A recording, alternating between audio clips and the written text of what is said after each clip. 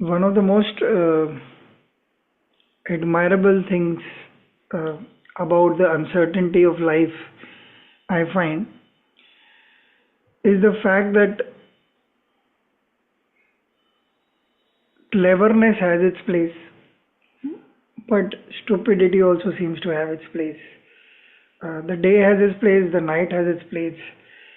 We can figure out where we stand, and it keeps on moving on a scale in the sense of today's relevance to what I am saying right now. Uh, just this brainwave that came to me, and I called up my one of my favorite evergreen guests, Hemant, to discuss it. Was about making peace with the slowness of things. And then I realized I didn't have enough time to get back to him. Then I decided, no, I will follow what I am going to speak on. So I took 5, 7 minutes extra and had my breakfast in peace before I begin this conversation. Thank you, Hemant, for joining at such a short notice. Always, I think maybe I must have said this a number of times. Good to co-invoke and co-hold, co-discover. Yes. Uh, is it a urban thing, this pace of life that we force ourselves to follow? Let me ask on a very basic, mundane level to start with. Yeah.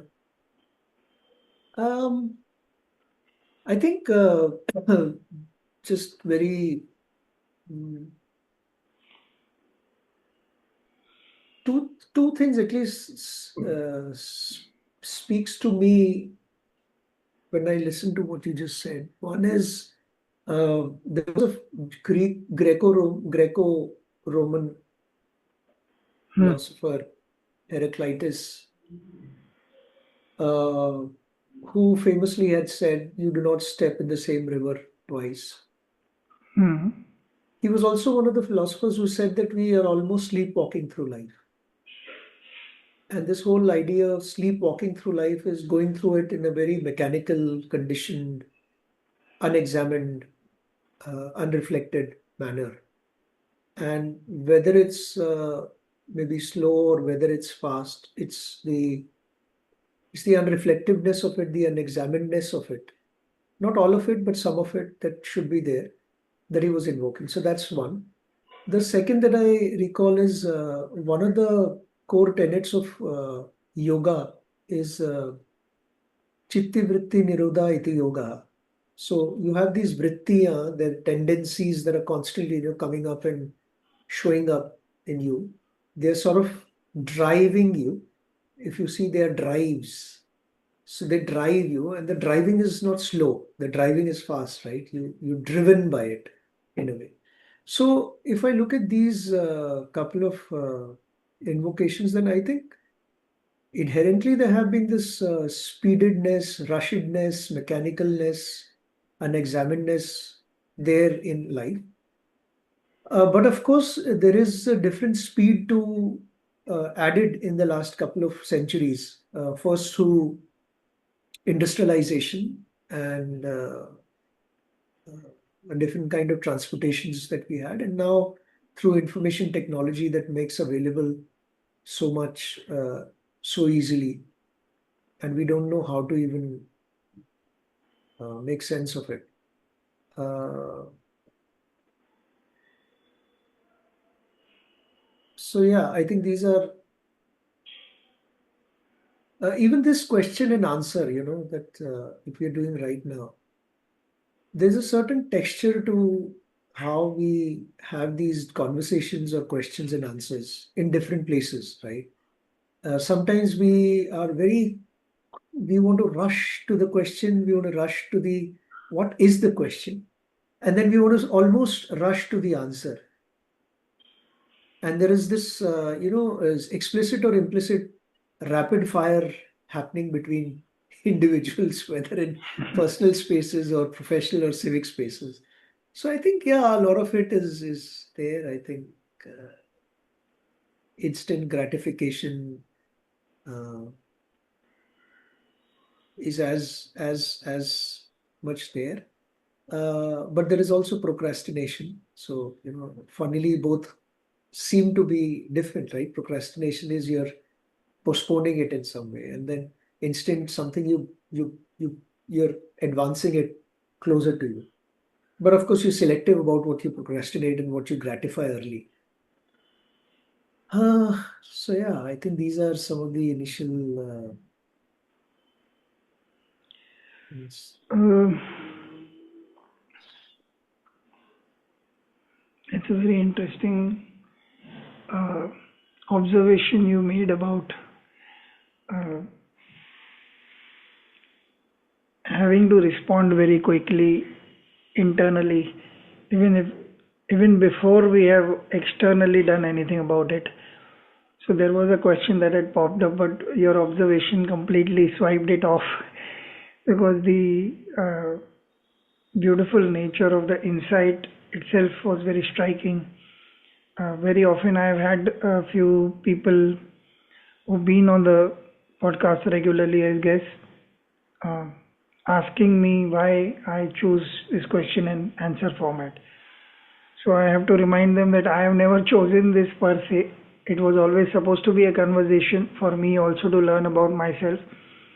But when I realized that it helps to provoke a kind of beginning to each segment of sorts and also share my own view about what is being said kind of covers that aspect, and so it's not necessarily about questions. uh,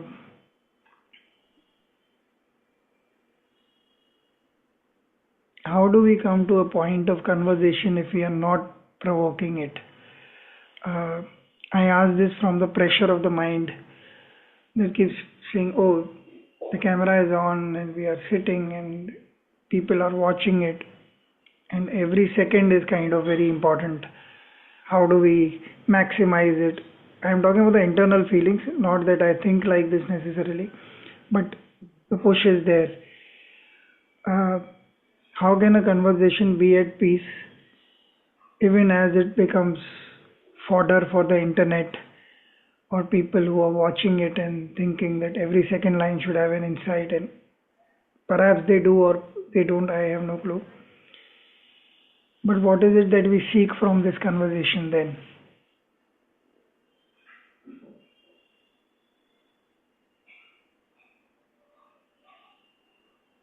I think there is the there is the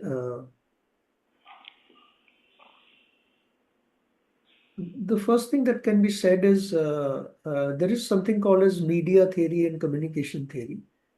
Uh, there used to be, at least in the last century, we had two interesting thinkers around this. One, Marshall McLuhan, and the other, Neil Postman. And they had an interesting observation that somewhere, in fact, one of the famous lines from Marshall McLuhan is, medium is the message. So medium somehow, almost contains the message, which otherwise you feel that you're getting a message differently from the medium. So right now we're speaking through Zoom, but the Zoom is also a kind of a messaging that is happening in the sense that uh, you and I are not physically present in physical proximity. We're physically present in virtual proximity. Uh, and there is something that is uh, constraining about it, and there is something that is facilitating about it. The constraining thing is uh, when we speak, it's not just that we speak through our words, we speak so much through our body language, our facial expressions. Like, for example, right now I'm doing this here, uh, and it wasn't visible to you until I showed it to you. Now, not that we need to read every gesture because that becomes too micro judgmental about things, but that this happening here can speak to your subconscious, but it's not speaking because it's hidden from you. Uh, so the point they were trying to make is a larger point, that the medium somehow creates its own necessity, and we then sort of uh, depending on the actors or the influences that get more popular on such necessity, we then try to follow some of the norms that they have been setting for a long period of time. And we sort of start following those patterns without really reflecting on them. Uh, Having said that, I'm also aware that a lot of people are now preferring long form communication than those TikTok videos or shorts. That's also increasing. The long form consumption, people reading long essays, people listening to long podcasts, um, maybe even getting back to books. That's also happening. Getting back to nature is another long form of rejuvenation rather than sitting in front of a OTT and streaming endlessly. Uh, so I see that sometimes the pendulum keeps swinging onto one side, but for some it has already started swinging in the other side. While you're seeing, so when on your way here, you're seeing a lot of people go here also, right? But that's okay. I think you might find that a lot of people, when you reach here, you might see a lot of people are coming back here. So it's a pendulum; it keeps swinging.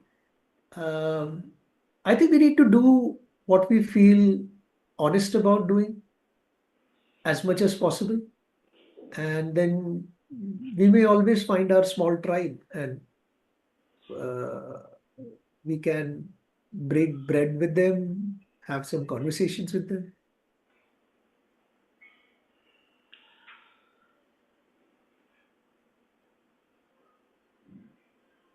This actually brings me to a part where, uh,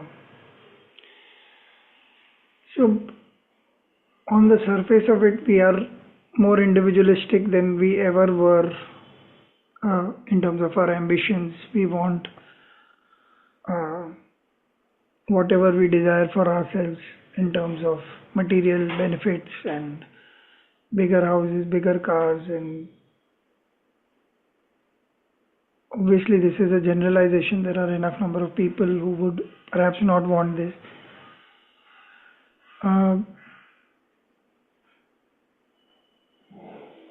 Yet there is also this growing sense of loneliness that makes us reach out, and people are, like you said, swinging back to what was a little time earlier. When we grew up, reading books was not a big deal. Everybody was. There were a lot of books that you exchanged with your friends, and they had finished reading one, you were exchanging those, and uh, even communication at that point was not so polarized between two individuals. I would sit and obviously I would argue with you in my head, and I would wait till the time you finished your 20 minutes of explaining where your point of view came from before I came to my point of view and explaining it, what I thought, or even if it was one-upmanship like in debates and uh, those kind of elocution competitions where you stood on stage and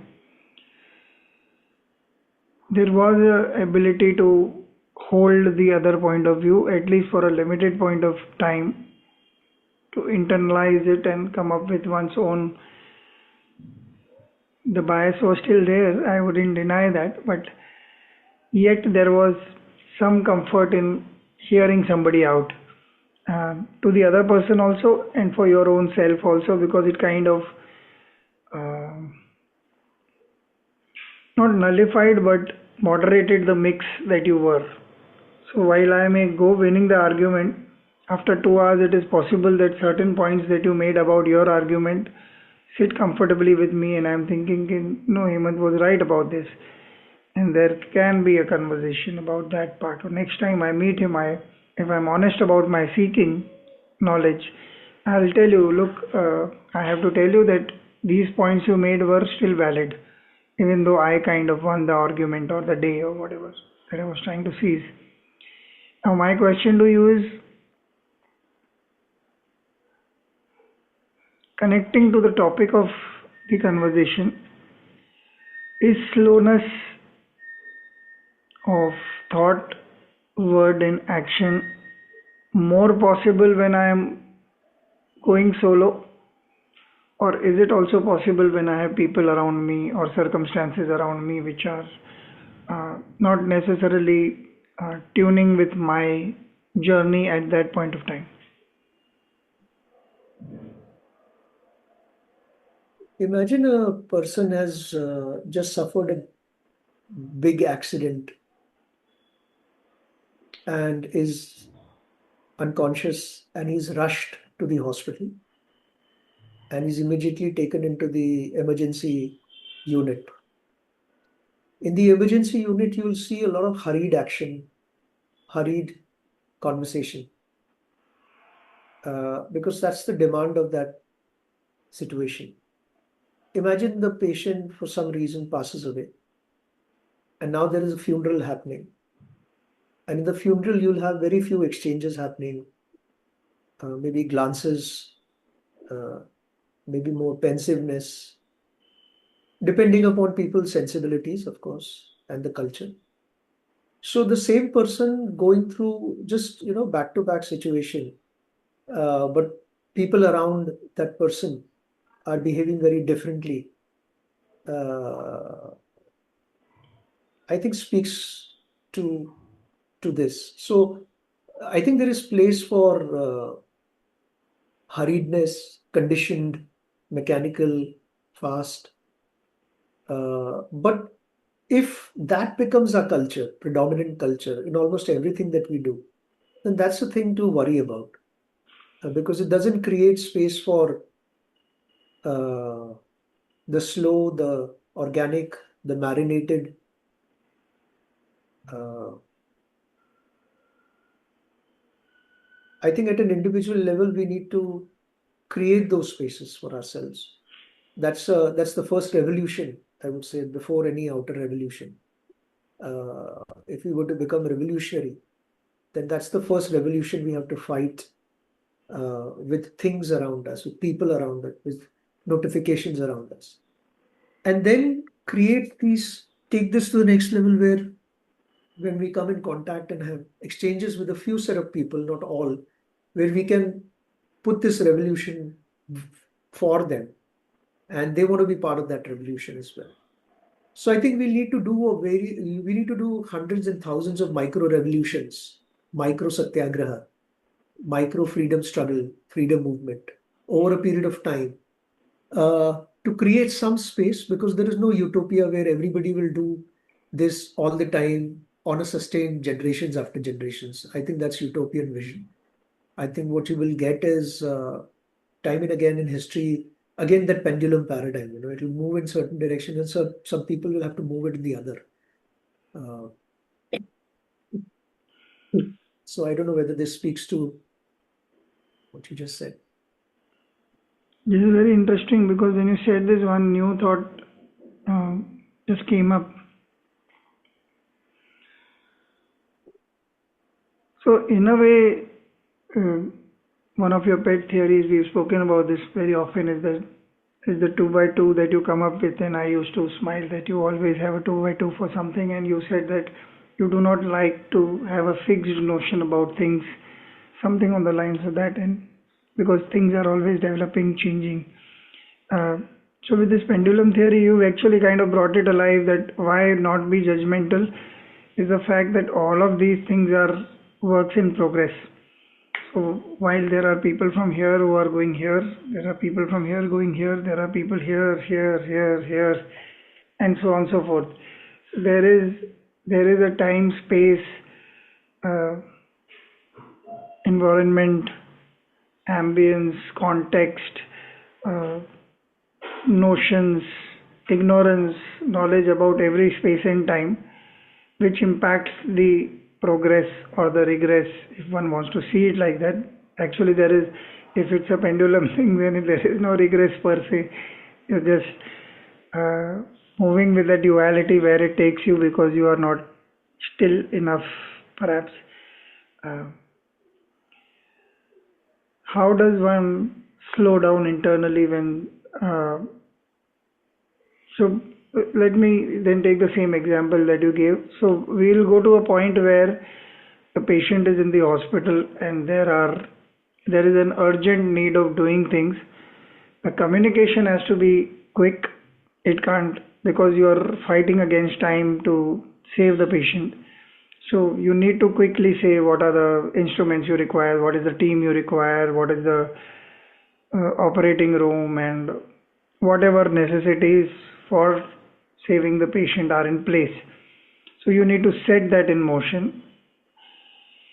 And yet, while you are operating as a doctor, or you are doing the job of a nurse, or you are doing the job of communication between the operating room and outside, you need to have a steady mind, steady hand, steady understanding of the scenario, steady understanding of the risks involved.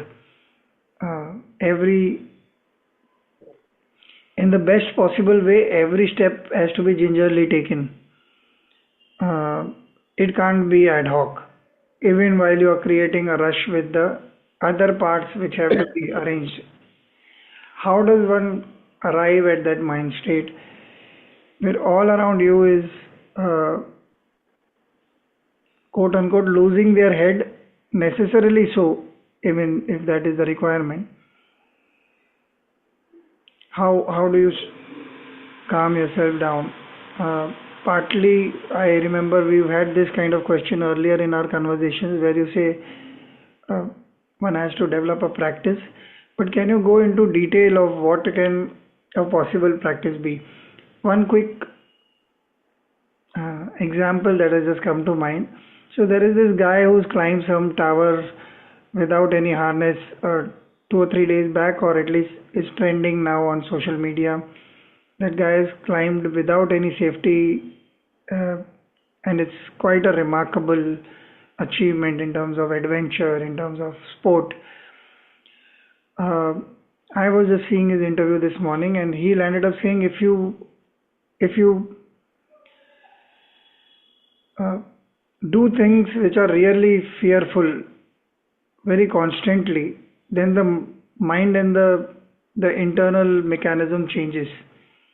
Then things don't upset you as fast, uh, even if they are small things or big things. Uh, just wanted to set the context of what I saw. And what's your answer to how do we pause and calm down when things around us are not conducive to it?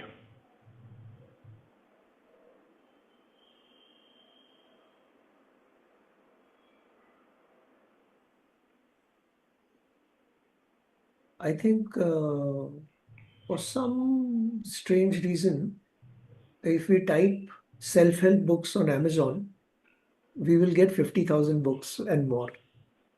And I would just guess that maybe 10% of them are in the space of uh, anchoring inside, creating that space inside. In words of Viktor Frankl, the Holocaust survivor and psychologist, that between the stimulus and the response, there is a space, and in that lies our freedom to choose. If we are able to create those spaces, uh, practically speaking, it could come from the breath work, slowing down and breathing deeply ever so often during the day. So deliberately making an attempt to slow down your breathing, deliberately making an attempt to slow down your gestures. Like, I could do this, but I could also do this. Or deliberately slowing down the delivery of my speech, softening the tone, making it more compassionate, and doing it over and over again. So just in these 3, 4, or even while eating, just slowing down the eating kind of. So whatever we end up doing through the day, whatever, each of them actually offers an opportunity to slow down. So if you're combing your hair, comb it slowly. If you're wearing the shirt, just wear it slowly. If you're tying your shoe, tie it slowly. If you're calling someone, then instead of after looking at the number, you can just pause for 5 seconds deliberately and say, I'll only click on the dial after 5 seconds.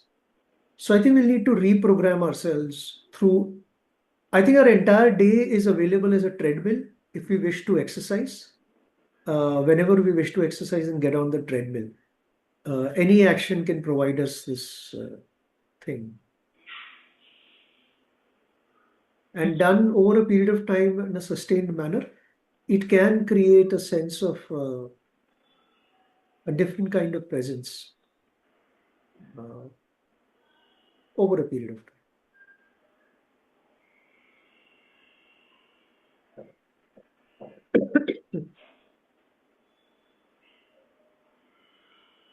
It's a beautiful way to distance yourself from your thoughts and your anxiety to respond and do something about whatever you're doing. I think being in the moment is hard often enough, but this is a very beautiful way one can reclaim one's moments and presence for oneself, even if uh, one is not seeking any deep revelation to happen at the moment or insight or any such thing. It is just being for a while, just being there, and say if you're sitting, you're just sitting. If you're not talking, if you're not looking anywhere, you're just there with your own presence.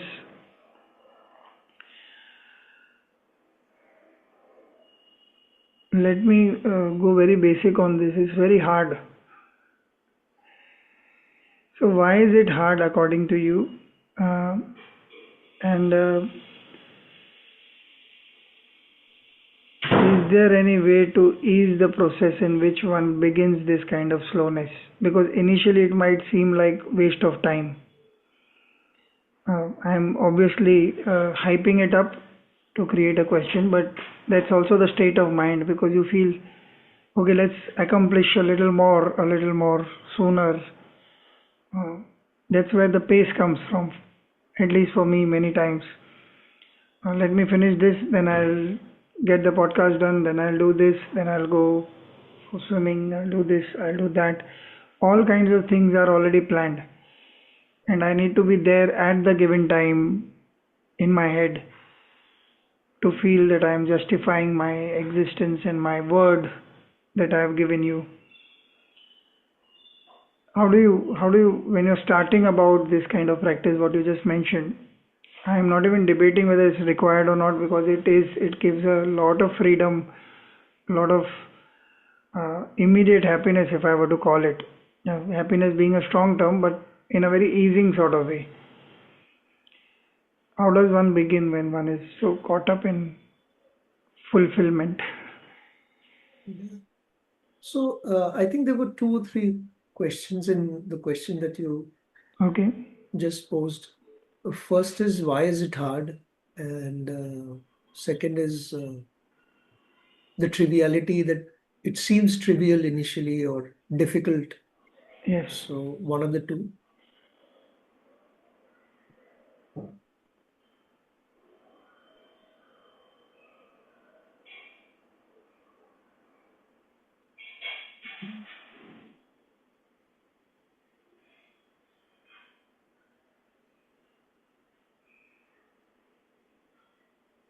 I think anybody who's done any work on changing any of their habits would realize that it's not so easy to change any habit.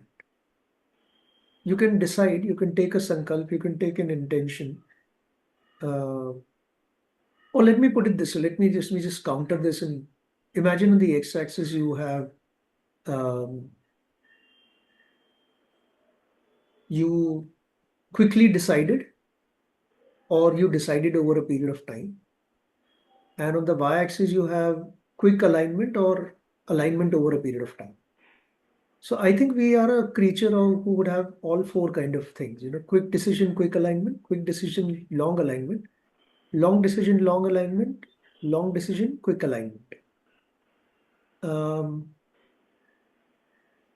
so some of the behavioral changes do have this nature where it requires a long-term alignment, a long-term sustenance to even start seeing the fruits of it. it's like growing an apple or growing, crops. You can't just sow the seed today and expect a crop tomorrow morning. Uh, so, so some behaviors have these kind of thing. Um, it feels hard because we, as a as a species, are invested in so much inside of us. There's so much happening inside of us, and so many smaller actions and relationships that we have, that in between that, if you try to include something, वो उसका arrangement वहां पे कभी कभी गड़बड़ा सकता है, because वहां पे आपने इन्वेस्ट करके रखा हुआ है, वहां पे डेली काम हो रहा है, वहां पे डेली क्रैंकिंग ऑफ इंजन हो रहा है, डेली आपकी साइक्लोस्टाइलिंग हो रही है, रिप्रोडक्शन हो रहा है, आप उस रिप्रोडक्शन के अगेंस्ट रिवोल्ट कर रहे हैं, तो वो रिप्रोडक्शन भी तो रिवोल्ट करेगा आपके अगेंस्ट,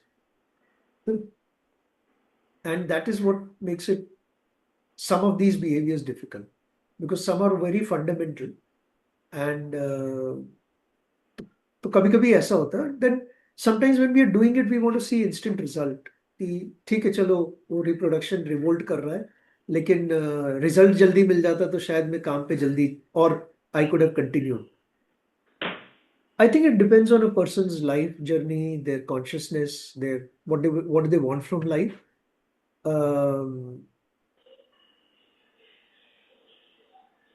तो मतलब डिसीज का मेरा मतलब, मुझे जो समझ में आता है डिसीज का, if I don't dis ease my self on my own, someday the disease will disease me, or the disease will disease me. So either I dis-ease myself, or I will eventually, whether mentally, whether psychologically, whether socially. ये कुछ initial thoughts आ रहे हैं. And then एक और चीज लग रहा है कि हमारी प्रोग्रामिंग अगर इंस्टेंट ग्रेटिफिकेशन की तरफ बहुत ज्यादा हो गई है, तो नेचुरल है कि हम फिर बाकी चीजों में भी वही ज्यादा ढूंढने की एक क्षमता रखेंगे, unless we are fed up of the instant gratification business. जब तक वो चलते रहेगा तब तक शायद इसकी इम्पोर्टेंस नहीं समझ में आएगी, या हमारी संगत इस तरह की हो कि हम लोग together we cherish something which may not have value individually, but we are together, and that belongingness is more important than what we get out of that simple act.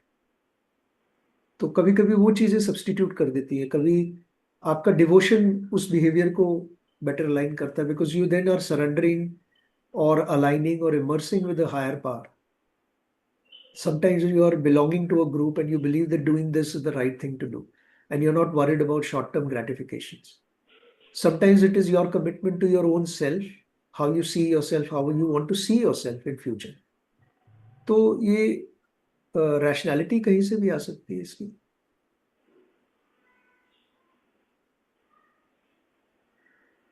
So when you create a new meaning for a word like this is, when I say new meaning, I'm presuming you created that if I make myself uncomfortable in the short term, when I'm trying to change the habit that I'm so dependent on, I open my mind to possibilities that later on, when other discomforts arise, I will be able to still fall upon this new habit that I've created, which is easing myself, or internally I will not get so hassled by the outer circumstance.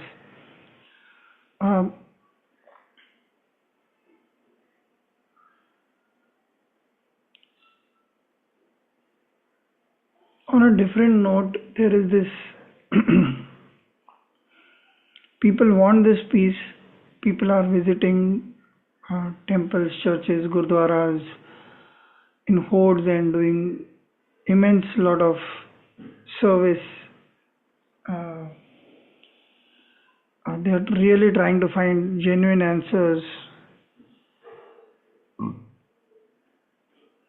At the same time, I find that there is this whole sense of, if we are all in it together, तो कुछ answer आ ही जाएगा.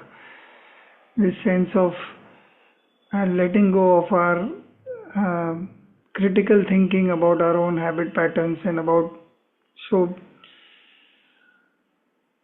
a very loose example would be shopkeepers who are unfair to their customers but have a God's picture on the top of their desk, and they do their devotion every morning, light up a lamp and do some kind of ritual prayer. They get down on the seat and they begin uh, not bothering about how they deal with their own workforce in the shop, and how they deal with the customers who come in. Uh, like profit motivation seems to be the most important for them at times, and I wouldn't blame them. I think a lot of us are like that, and we have a what Osho called a transactional relationship with the divine. We go thinking if this falls in place, uh, this will happen, and I'll be more of a believer. So just yesterday, day before, I had been to a friend's place who has some kind of new um, temple in his house, kind of thing. He wanted me to go sit there and meditate. Post that, our conversation was mostly about how so many people found so many miracles happen when they come to his place and do their sadhana, whatever it is. And it became very difficult for me to say no to him. I just listened to him quietly. But the point that was running in my head was this transactional bit only. That I really am very scared about the fact that I'm playing with forces beyond my ken. So it might be possible that I come and pray to some deity called Hemant Gupta who's going to really solve my problem, and I do the requisite ritual. I may even have the right mindset about doing it. I'm not denying that.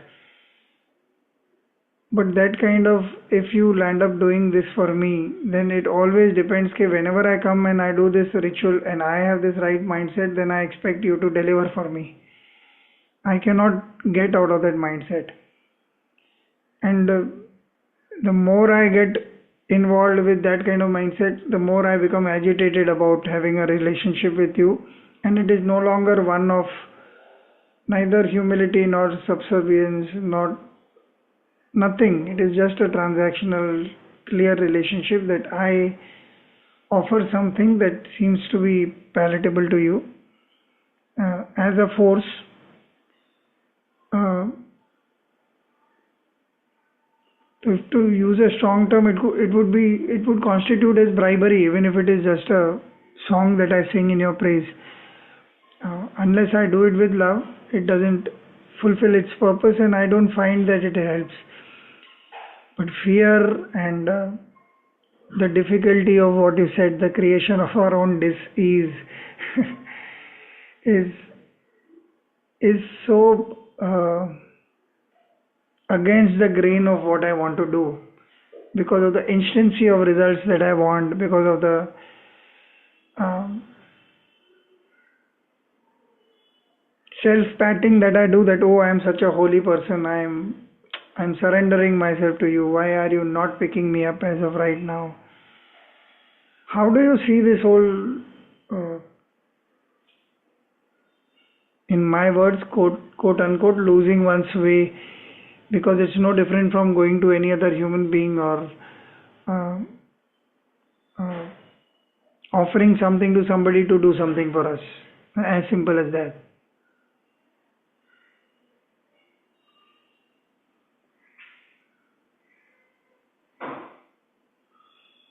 I don't know I can address that. Vinti. No, I would want you to go into your inner self and see. You've often spoken about 13 years of your journey and other things, Yeah. but before that, you lived. You had a certain way of being. Mm. All of us perhaps have gone through this, what I've just spoken. It's not that we are better or any such thing. Just the context of what it meant to be like that then, and what prompted the shift to what you are now. If at all you've had this personal experience at times. I think the two things here, Bunty. One is the integrity between what we think and feel and what we say and do. और that think feel say do paradigm जो है, एक तो उसकी integrity का एक question रहता है कि वो अलाइनमेंट है कि नहीं है, और कभी कभी अलाइनमेंट इज रिक्वायर्ड, कभी कभी misalignment is also required, like creativity comes out of the misalignment. I think the larger thing there is again what where we began Heraclitus ka ki am I sleepwalking through this conversation? Am I sleepwalking through the day? Am I sleepwalking through the week and life? Or am I able to create these pit stops to be that micro revolutionary to create space between the stimulus and the response?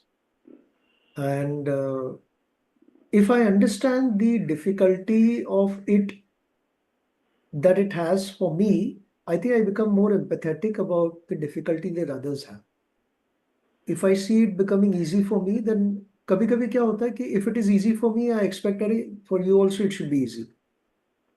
Actually, there is an interesting 2 by 2 that is already there in the book that we wrote. कि, funnily, some things are easy for us and some things are difficult for us. Now, the interesting part is we want those things to be sometimes easy for the others and difficult for others. Example के तौर पे मान लीजिए आप creative है, तो कभी कभी एक अंदर से ना एक ये हमारा एक इंस्टिंक्ट आ जाता है अहंकार का कि ये तो मेरे लिए इजी होना चाहिए और बाकी के लिए डिफिकल्ट होना चाहिए, so that I am able to show how easy it is for me. तो Yeah. I think we are this interesting creature that lives in all the 4 cages or quadrant, but we seldom see that we have all 4. और कई बार कोई चीजें मेरे लिए अगर difficult रही है तो मैं एम्पैथेटिक हो सकता हूँ कि यार ये किसी और के लिए भी तो मतलब डिफिकल्ट होगी. कई बार हम नहीं होते हैं empathetic. I will give an example which I was able to write in the book. The first time I went to the airport, I was lost and I was extremely anxious. कि कहाँ पे जाना पड़ता है, क्या क्या steps होते हैं, कैसे करते हैं, अगर मैं गलत हो गया तो people will laugh and all of that. And I realized that once I crossed the first few times of traveling in the airplane, I didn't become empathic to the person whom I felt is coming for the first time. Right? So sometimes ऐसे भी होते हैं, cruel था मैं. शायद हम लोग cruel भी होते हैं कई बार कि मुझे जो परेशानी हुई है मैं दूसरे को उस परेशानी के लेंस से नहीं देख पाता हूँ. मैं उससे डिमांड करता हूँ कि यार why are you not, you know, As efficient. yeah, or you go back. This is not meant for you. To I think Pakistan. we are such a creature. I mean, I am such a creature. Forget me. I can't speak for anybody else. I am such a creature that surprises myself so many times, is disgusted with myself so many times, is empathic with myself, is loving, compassionate also. I think अंदर जंगल है पूरा. जू, खुद ही जू है. खुद ही सब प्राणी. Wonderful. In fact, the funny part is that if you ask them to go back, they'll say उसी के लिए flight पकड़ने आए हूँ. I don't know the way back. Yeah, possible. Possible. I never get my full feel of okay, I'm done with Hemant at any question, but I will still try and bring this to a halt with one last question.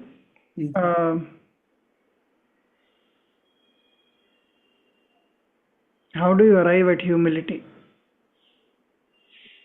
Personally, what's your journey been about that thing? Because it also connects back to the last few lines that you said unintentionally.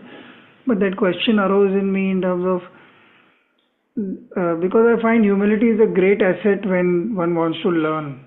There are a lot of things that come up and you become much more receptive.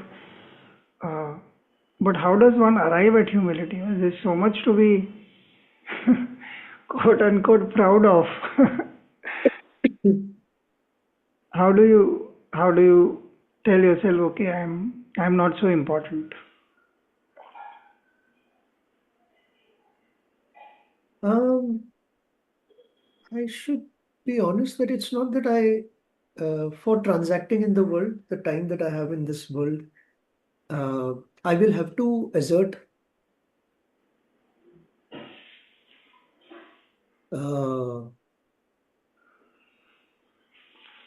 this is what I feel कि assert करना होगा. और जब जब assertion होगा तो वो assertion कभी कभी किसी one man's assertion could be seen as another man's ego. Um, one man's ego can be seen as another man's trauma. One man's trauma can be seen as another man's victimhood. So we can go endlessly in that domain. We are so intersubjective. Um, तो assertion is required, और जब जब assertion होगा तो उसको कभी अहंकार का नाम भी दिया जा सकता है, और कभी कभी वो लाइफ फोर्स आपसे वो करवा रही है, क्योंकि वो लाइफ फोर्स को वो कुछ रिसोर्सेज चाहिए वर्ल्ड से, क्योंकि अभी तक वो इतनी सेल्फ ऑस्टेरिटी नहीं आई है कि without with absolute minimalistic resource you can live on the planet. So फिर आपको कुछ वो रिसोर्सेज चाहिए होंगे, and for those resources you have to go to the world and align, and sometimes toe the line, sometimes draw the line. Uh, but I think the good news could be, if your go back to position is always that you know your place on the cosmos, in the cosmos, कि कहाँ है. 50 साल पहले नहीं था इस धरती पे, और 50 साल बाद नहीं रहूंगा मैं यहाँ पे. तो and I am drawing from the blood and sweat and toil of so many species and so many humans on the planet, that I can't even begin to thank even a percent of what I gained in my entire life because of their journeys. तो वो कहीं ना कहीं शायद मुझे remind करके humble करता है कि मैं अ, मेरी आवाज उठे तो कुछ सही के लिए उठे या किसी और के लिए उठे, और अगर खुद के लिए उठे तो फिर then I draw resources from the planet only to the extent where I can justify to my own self कि it's not it's not greed. कोशिश रहती है, but I fall every day, I fall every week, I fall every month. पर ठीक है, फिर खड़े होते हैं. Hmm. A beautiful contemplative thought to end the chat on. As always, we slowly but surely unraveled some new ways of thinking for our own selves. Hopefully, this attempt of co-sensing has a big enough range to encompass all those who are hurting in any manner, and they find some peace out of this fragile uh, outpouring of us. Thank you so much. I should Thanks, see thank you, you. Bunty. Thanks a lot. Thanks.